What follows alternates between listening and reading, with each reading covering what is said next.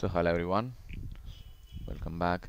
So as we discussed here, we are going to use another API to delete the information.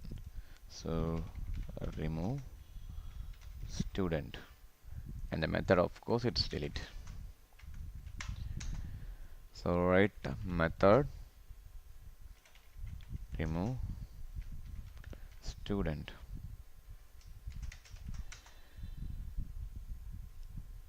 and another thing you need to mention here which student you are going to remove.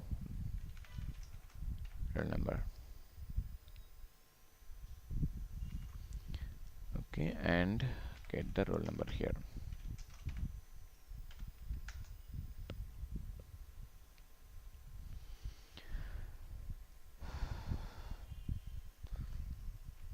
So here you don't have to write again how to retrieve the stored information because we already written it here.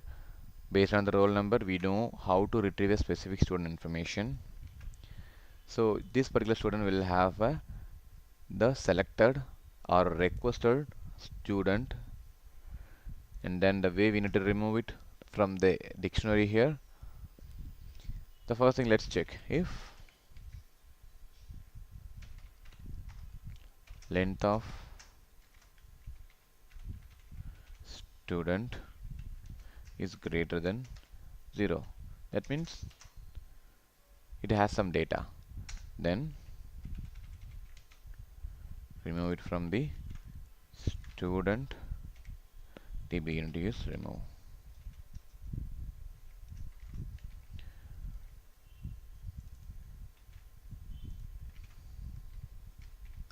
Remove student, and then always send the response back. So return the removed student information.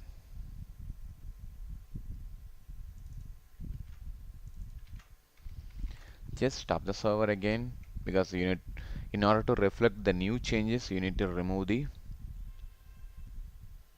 you need to stop the server and start it again. Okay, let's run the script again. So here what I'm going to do is I'm going to add a new student. Let's run the get all student now. We will get only the first two. I'm going to add a new student here.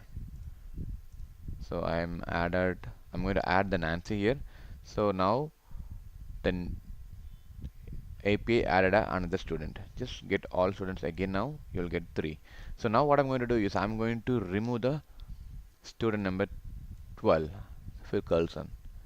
So just copy this method, copy, and go here and make sure you choose the delete.